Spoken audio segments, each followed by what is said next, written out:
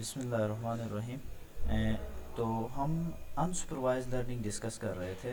Unsupervised learning में basically हम हमारा जो फोकस होता है वो अनलेबल्ड डेटा के ऊपर होता है। जब भी हमारे पास हमारा जो डेटा सेट होता है वो क्या होता है, अनलेबल्ड होता है, तो देन उस टाइम पे हम अनसुपरवाइज लर्निंग परफॉर्म कर रहे होते हैं। तो अनसुपरवाइज लर्निंग को हमने फर्दर क्या किया था, कुछ बेस्ड ऑन द आउटपुट हमने उसको डिफरेंट टाइप्स में हमने डिवाइड किया हुआ है। The first one is the clustering, फिर उसके बाद हमारे पास एनोमली डिटेक्शन है, डायमेंशनलिटी रिडक्शन है, रिकमेंडेशन सिस्टम्स हैं। इस तरह हमने डिफरेंट टाइप्स में कैटेगराइज किया हुआ है अनसुपरवाइज लर्निंग को। तो अभी हम लास्ट जो हमारे 2 लेक्चर्स हैं उसके अंदर हम क्लस्टरिंग डिस्कस कर रहे थे। क्लस्टरिंग बेसिकली के लिए कहते हैं, जब भी हम क्या कहते हैं, कोई भी अनलेबल्ड डेटा हम अपनी मशीन को प्रोवाइड कर रहे होते हैं, तो हमारी जो मशीन है वो क्या कर रही होती है, हमारी जो मशीन है वो उस अनलेबल्ड डेटा को क्या करे, डिफरेंट ग्रुप्स क्रिएट करे, उसके ग्रुप्स क्रिएट करे।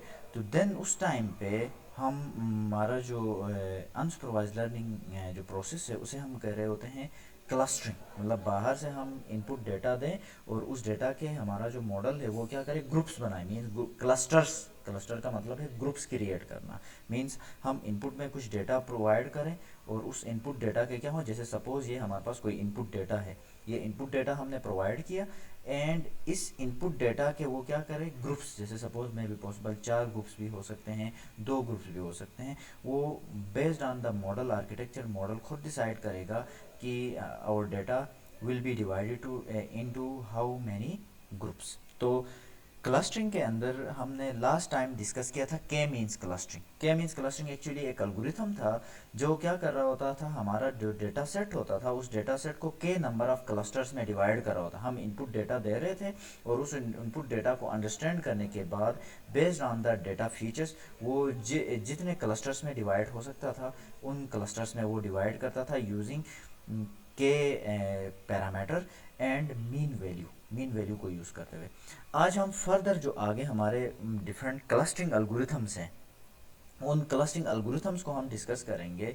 उसमें the first clustering algorithm is the mean shift clustering algorithm. अब ये जो हमारा मीन शिफ्ट क्लस्टरिंग एल्गोरिथम है, अब लास्ट जो हम के मीन्स क्लस्टरिंग एल्गोरिथम हम देख रहे थे, तो अगर हम के मीन्स क्लस्टरिंग एल्गोरिथम की बात करें तो वो क्या कर रहा होता था, हम इनपुट डेटा दे रहे थे और जो हमारा इनपुट डेटा था उसको एक साथ ही जितने भी ग्रुप्स में वो जितने भी क्लस्टर्स उसके अंदर मौजूद हैं, जितने भी ग्रुप्स मौजूद हैं, वो एक साथ ही कैलकुलेट करके हमें आउटपुट में प्रोवाइड कर रहा होता था। बट हमारा जो मीन शिफ्ट क्लस्टरिंग एल्गोरिथम है वो क्या कर रहा होता है, एक साथ पूरे डेटा सेट को एक ही ग्रुप में ये डिवाइड नहीं करता, बल्कि ये क्या करता है, single group by group clustering करता है। इसका जो एल्गोरिथम है वो क्या है, चूज सर्च विंडो साइज। अभी आगे हम इसकी सिमुलेशन भी देखेंगे एक्चुअली ये क्लस्टरिंग करता क्या है, बट इसके एल्गोरिथम को हम अंडरस्टैंड करते हैं। The first step of this algorithm is the choose the search window size. अब इसने क्या करना है, एक क्लस्टर बनाना है, तो इस ग्रुप बनाना है, तो वो जो ग्रुप होगा उसका साइज कितना होगा, उस साइज को कहा जाता है विंडो साइज, जो हमने बीइंग अ डेटा साइंटिस्ट हमने डिसाइड करना होता है कि हमारा जो क्लस्टर बनेगा उस क्लस्टर का साइज कितना होगा। फिर then choose the initial location of the search window size. जिस तरह हम क्या कर रहे थे के मीन्स क्लस्टरिंग एल्गोरिथम के अंदर, जब हम के नंबर ऑफ क्लस्टर जब हम डिफाइन नहीं करते थे कि हमारा जो मॉडल होगा वो कितने क्लस्टर्स बनाएगा, इसी तरह यहाँ हम डिफाइन कर रहे होते हैं कि हमारा जो क्लस्टर होगा उसका साइज कितना होगा। फिर दूसरा, वो जो जिस तरह हम के मीन्स क्लस्टरिंग एल्गोरिथम में क्या कर रहे थे कि जो इनिशियल जो क्लस्टर्स के जो सेंट्रॉइड्स थे उनकी लोकेशंस हम डिफाइन कर रहे थे ना, इसी तरह मीन शिफ्ट एल्गोरिथम के अंदर जो इनिशियल लोकेशन होगी हमारा विंडो का वो हम डिफाइन कर रहे होते हैं। फिर then compute the mean location, उस विंडो के अंदर जितने भी क्या होंगे हमारे डेटा पैरामीटर्स इन्वॉल्व होंगे उसका क्या कैलकुलेट होगा, मीन कैलकुलेट होगा, और वो जो मीन होगा वो हमारे उस विंडो का सेंट्रॉइड होगा। और फिर अकॉर्डिंग टू द मीन वो हमारा जो विंडो है वो क्या कर रहा होगा, शिफ्ट करता जाएगा, करता करता वो फाइनल में जो फाइनल जो डेटा पॉइंट जो उस क्लस्टर से बिलोंग कर रहे हैं उस क्लस्टर तक वो पहुंच जाएगा। इसकी अभी हम सिमुलेशन देखेंगे इसका एल्गोरिथम। इसी तरह फिर स्टेप 5 में एक्चुअली ये क्या होगा, स्टेप 3 जो मीन है वो update data point centroid update होता जाएगा, अपडेट होते आखिर हमारा ये जो एल्गोरिथम है वो स्टॉप कहाँ पे करेगा, जब हमारा फर्दर जो विंडो है वो अपनी पोजीशन चेंज ना करे और या हमारा सेंट्रॉइड अपडेट ना हो, तो देन हमारा मीन शिफ्ट एल्गोरिथम वहाँ स्टॉप करेगा और उस पॉइंट के ऊपर, उस विंडो के अंदर जितने भी डेटा पॉइंट्स होंगे वो उस क्लस्टर से बिलोंग करेंगे। अब इसकी अब हम एक सिमुलेशन देखेंगे। सपोज ये जो आपको एक सर्कुलर पॉइंट नजर आ रहा है, सपोज इसको इज्यूम कर लें दिस इज आवर विंडो, मतलब वो जो विंडो हम नहीं बता रहे थे अभी कि ये हमारी विंडो है। इस विंडो के जो विंडो साइज हमने जो इनिशियली डिफाइन किया था उस साइज के अकॉर्डिंगली ये एक विंडो डिफाइन हुई है। अब इस विंडो का क्या होगा, सेंट्रॉइड, ये जो बीच में आपको एक एरो नजर आ रहा है, this is our centroid point, मतलब इस विंडो का सेंट्रल पॉइंट है हमारे पास। और अब हमारा जो इनिशियल विंडो हमने डिफाइन किया, अब हमारा जो एल्गोरिथम है वो क्या करेगा, इस विंडो के अंदर जितने भी डेटा पॉइंट्स होंगे इन डेटा पॉइंट्स का मीन कैलकुलेट करेगा। मीन कैलकुलेट करेगा तो एक नई वैल्यू आएगी, तो देन ये जो सेंट्रॉइड है इस विंडो का, ये सेंट्रॉइड उस मीन वैल्यू की तरफ शिफ्ट होगा। जब सेंट्रॉइड शिफ्ट होगा तो हमारा जो विंडो है वो भी क्या हो जाएगा, शिफ्ट। अब देखो ना, प्रीवियसली ये इस पोजीशन के ऊपर था, अब हमारा जो विंडो है वो क्या हो गया, शिफ्ट होने के बाद इस पोजीशन के ऊपर आ गया। इसी तरह क्या होता जाएगा, अब नई पोजीशन पे आया तो अब अगेन क्या होगा, उस नई पोजीशन के अंदर जब हमारा विंडो आया तो उस टाइम पे हमारे उस विंडो के अंदर जितने भी डेटा पॉइंट्स होंगे उनका अगेन मीन कैलकुलेट होगा। फिर मीन के अकॉर्डिंगली क्या होगी, सेंट्रॉइड की पोजीशन शिफ्ट हो जाएगी तो हमारा विंडो शिफ्ट हो जाएगा। इस तरह ये जो हमारा विंडो है वो शिफ्ट करते करते वो जो डिजायर पोजीशन है जहां हमारा एक्चुअली हमारा क्लस्टर क्या कर रहा है, मौजूद है, वहां पहुंच जाएगा। और ये एल्गोरिथम स्टॉप, क्योंकि दिस इज रिपीटिव एल्गोरिथम, ये एक इनफाइनाइट एल्गोरिथम है, ये स्टॉप कब करता है, दो सिचुएशंस में ये स्टॉप करेगा। एक तो ये है कि सेंट्रॉइड अपडेट ना हो, सेंट्रॉइड अपडेट नहीं हो मतलब हमारा जो एल्गोरिथम है, वो जो विंडो है जिसने क्लस्टर बनाना है, वो विंडो क्या हुआ है, फाइनल उस पॉइंट पे पहुंच चुका है जहां पे हमारा क्लस्टर क्या कर रहा है, इस टाइम पे एग्जिस्ट कर रहा है, वहां पे स्टॉप करेगा। एक सिचुएशन तो ये है। फिर दूसरी सिचुएशन ये है कि हमारी जो विंडो है ये अपनी पोजीशन अपडेट ना करे, प्रीवियस पोजीशन और अभी जो नई जो पोजीशन आई उसमें कोई डिफरेंस ना हो। मीन से उसका मतलब ये है कि हमारी विंडो ने कोई शिफ्टिंग नहीं की है। तो एक्चुअली हमारा ये जो मीन शिफ्ट एल्गोरिथम है ये इस तरह काम कर रहा होता है। ये क्या कर रहा होता है, विंडो और सेंट्रॉइड को यूज करते हुए हमारे डेटा सेट के अंदर से क्लस्टर्स फाइंड आउट करके हमें क्या कर रहा होता है, प्रोवाइड कर रहा होता है। And this algorithm is called mean shift clustering algorithm. इसको मीन शिफ्ट एल्गोरिथम इस वजह से कहा जाता है, मीन क्योंकि ये मीन वैल्यू की बेस पे अपने विंडो को क्या कर रहा होता है, शिफ्ट कर रहा होता है। इसी वजह से इस एल्गोरिथम को हम क्या कह रहे होते हैं, मीन शिफ्ट एल्गोरिथम कह रहे होते हैं। यहां तक कोई क्वेश्चन है तो पूछ सकते हैं आप लोग, कोई क्वेश्चन वगैरह है?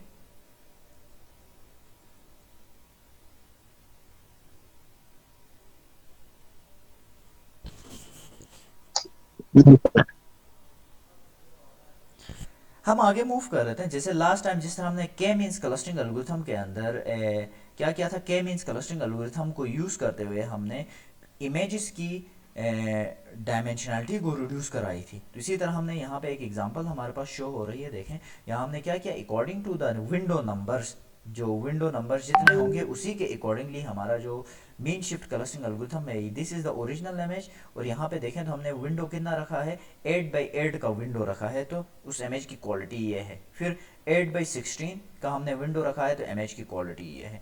जिस तरह हम क्या करेंगे, विंडो का साइज बढ़ाते जाएंगे उसी के अकॉर्डिंगली इमेज की क्वालिटी क्या हो जाएगी, एनहेंस हो जाएगी। इस तरह हम क्या कर सकते हैं, मीन शिफ्ट एल्गोरिथम को एज अ इमेज क्वालिटी या इमेज एनहेंसमेंट एल्गोरिथम के तौर पे यूज कर सकते हैं। जैसे इसी तरह देखें, ये आपके सामने एक इमेज नजर आ रही होगी, हमारी इस इमेज के जो लेफ्ट साइड पे है, इस इमेज के ऊपर हमने के मीन्स के थ्रू हमने इसकी क्लस्टरिंग कराई है, और जबकि लेफ्ट साइड पे हमने इसको मीन शिफ्ट के थ्रू हमने उसकी क्लस्टरिंग कराई है। तो यहाँ से देखें तो क्वालिटी एनहेंसमेंट इस तरह हम क्या कर सकते हैं, using mean shift clustering algorithm quality enhancement हम कर सकते हैं। फिर कुछ इसके हमारे जो मीन शिफ्ट क्लस्टरिंग एल्गोरिथम है इसके कुछ बेनिफिट्स और कुछ ड्रॉबैक्स मौजूद हैं। अगर हम इसकी बेनिफिट्स की बात करें मीन शिफ्ट एल्गोरिथम की, तो एप्लीकेशन इंडिपेंडेंट टूल है, मतलब ये कोई किसी फिक्स एप्लीकेशन के लिए यूज़ नहीं कर सकते। इसको हम फॉर डायमेंशनलिटी रिडक्शन यूज़ कर सकते हैं, फॉर इमेज एनहेंसमेंट हम यूज़ कर सकते हैं। कोई एप्लीकेशन डिपेंडेंट ये टूल मौजूद नहीं है। किसी तरह का भी डेटा के अंदर जो अनलेबल डेटा होगा उसके लिए हम यूज़ कर सकते हैं। Suitable for real data analysis, जो रियल वर्ल्ड डेटा सेट्स होंगे लाइक इमेजेस होंगी, हमारे टाइम सीरीज डेटा सेट्स होंगे, या इकोनॉमिकल डेटा सेट्स होंगे, उसके लिए ये जिस टाइप का डेटा सेट होगा, मीन शिफ्ट क्लस्टरिंग एल्गोरिथम क्या है, सुटेबल है, किसी भी टास्क के लिए यूज़ किया जा सकता है। फिर then does not assume any period information, मतलब इसको प्रीवियस कोई इन्फॉर्मेशन की नीड नहीं है। Using the window size and centroid, ये क्या कर रहा होता है, खुद से क्लस्टर को फाइंड आउट कर रहा होता है, प्रीवियस को इन्फॉर्मेशन देने की। जिस तरह हम के मींस क्लस्टरिंग एल्गोरिथम के अंदर एक प्रीवियस इन्फॉर्मेशन दे रहे थे ना कि कितने नंबर ऑफ क्लस्टर्स हमने बनाने हैं, जबकि बेन शिफ्ट क्लस्टरिंग एल्गोरिथम खुद डिसाइड करता है कि नंबर ऑफ क्लस्टर्स कितने होंगे हमारे डेटा सेट के अंदर। फिर can handle arbitrary feature space, मतलब हमारा जो फीचर्स होंगे वो जिस तरह के भी हों, ये इजीली क्या कर सकता है, हैंडल कर सकता है। ओनली वन पैरामीटर, जो इसका बेनिफिट ये है कि हम सिर्फ एक हाइपर पैरामीटर है, वो क्या है, विंडो साइज, जो हमने डिफाइन करना है। फिर इसकी कुछ वीकनेसेस भी मौजूद हैं साथ ही, क्योंकि हर चीज़ के बेनिफिट्स भी होते हैं और साथ ही उसके डिसएडवांटेजेस में। तो डिसएडवांटेजेस या वीकनेसेस की बात करें तो it can be slow and computationally expensive, specially when large data set. Data set बड़ा हो तो ये हमारे लिए कंप्यूटेशनली एक्सपेंसिव पड़ सकता है, क्योंकि हर क्लस्टर क्या होता है, ये अलग से फाइंड आउट कर रहा होता है। तो डेटा सेट जितना बड़ा होगा उसी के हिसाब से सेंट्रॉइड अपडेट ज़्यादा होगा, तो हमें मीन शिफ्टिंग ज़्यादा करनी होगी। It required a selection of bandwidth parameter which can affect the performance, क्योंकि हमने यहाँ क्या करना होता है, विंडो साइज डिफाइन खुद करना होता है। तो according to the window size क्या हो सकता है, अगर विंडो साइज की वैल्यू हम अच्छी तरह डिफाइन ना करें, कोई बेहतर वैल्यू, एफिशिएंट वैल्यू हम डिफाइन ना करें, तो हमारा जो मॉडल है उसकी परफॉर्मेंस क्या हो सकती है, डिक्रीज हो सकती है। फिर देन उसके बाद हम थर्ड क्लस्टरिंग एल्गोरिथम की तरफ बढ़ते हैं, जिसे हम कहते हैं फजी के मींस क्लस्टरिंग।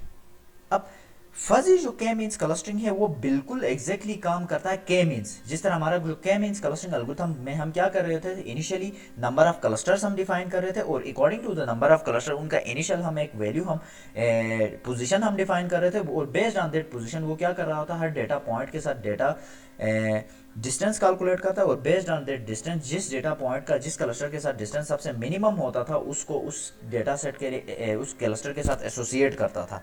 फिर बेस्ड ऑन द एसोसिएशन उनका मीन कैलकुलेट होता था, और मीन के अकॉर्डिंगली वो उनका सेंट्रॉइड क्या हो जाता था, क्लस्टर का सेंट्रॉइड अपडेट हो जाता था।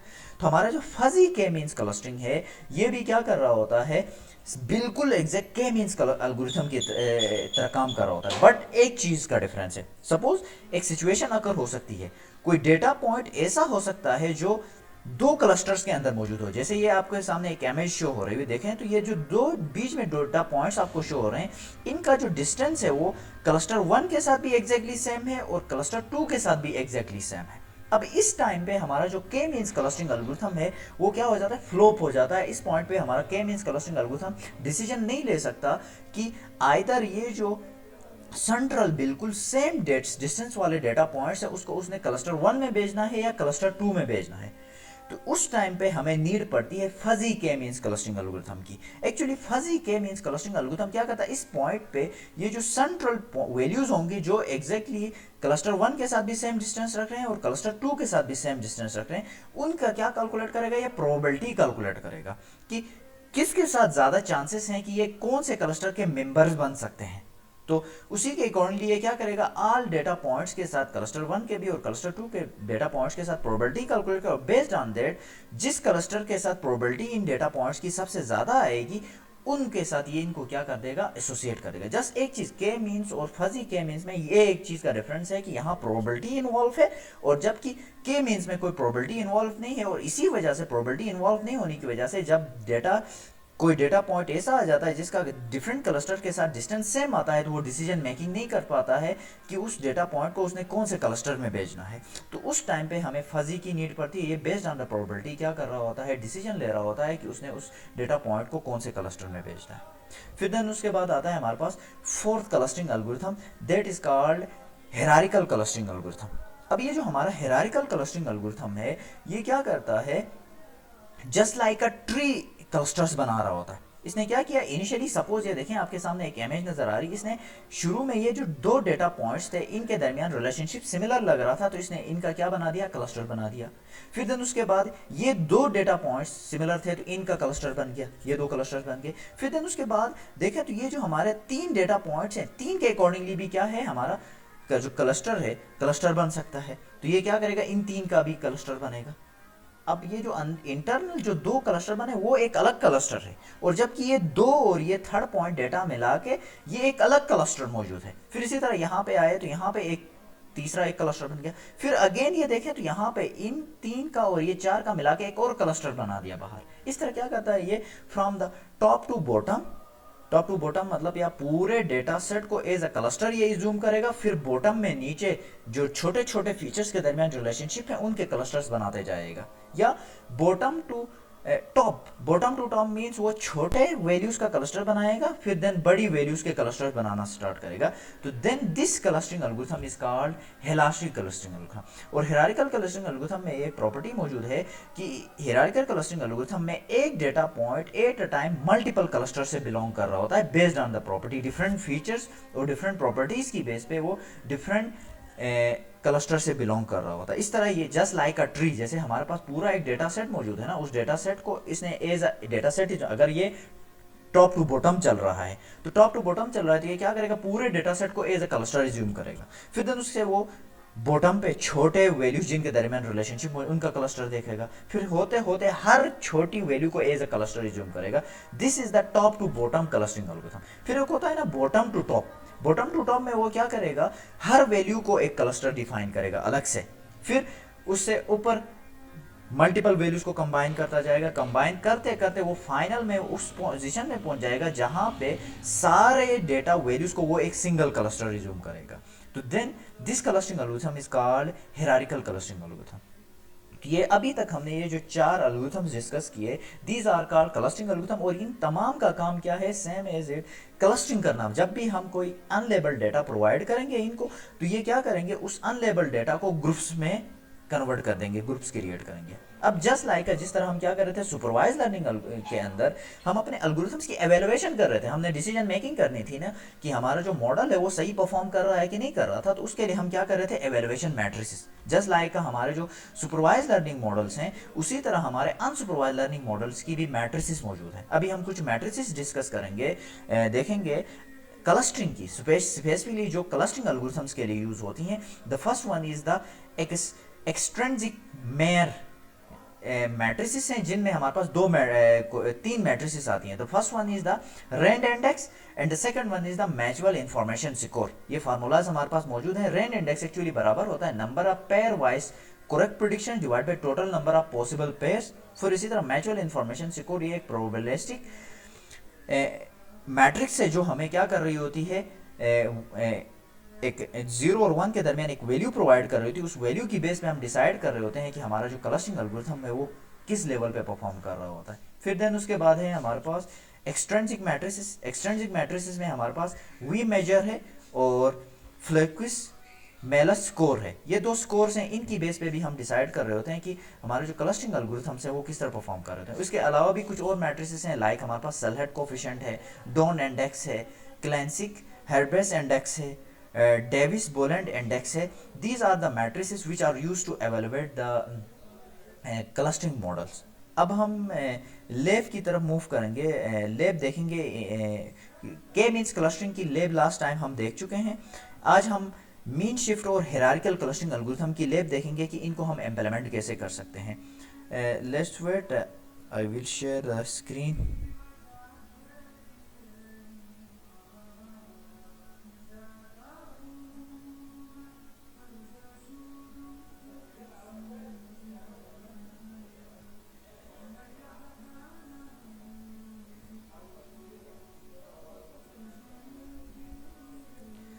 लेब शो हो रही है? Yes sir. इस लेब के लिए जो डेटा सेट हमने यूज़ किया, डेटा सेट भी मैं शेयर कर चुका हूँ आप लोगों के साथ। एक डेटा सेट है मॉल कस्टमर्स का, मतलब पे एक मॉल है, उस मॉल के अंदर डिफरेंट टाइप के कस्टमर्स आते हैं।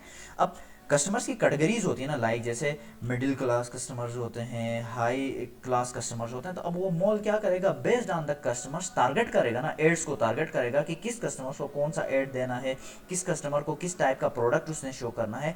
तो उस तरह का एक डेटा सेट हमारे पास मौजूद है, लाइक जैसे कस्टमर की आईडी है, कस्टमर का जेंडर है, कस्टमर की एज है, कस्टमर की एनुअल इनकम है, कस्टमर की स्पेंडिंग्स है, लास्ट टाइम वो कितने से उसने स्पेंडिंग्स की हैं। Based on this data set अब हम क्या करेंगे, इस डेटा सेट को डिफरेंट क्लस्टर्स में हम डिफाइन करेंगे कि हम अपने उस मॉल जो है वो अपने कस्टमर्स को कितने क्या कहते हैं ग्रुप्स में वो डिवाइड कर सकता है। तो उसके लिए हम जो लेब यूज़ कर रहे हैं उसके लिए हम इनिशियली क्या करेंगे, जो नेसेसरी लाइब्रेरीज़ हैं लाइक जैसे नमपाई, पांडास, मैटप्लोटलिब और सीबर्न हमने इंपोर्ट कर दी।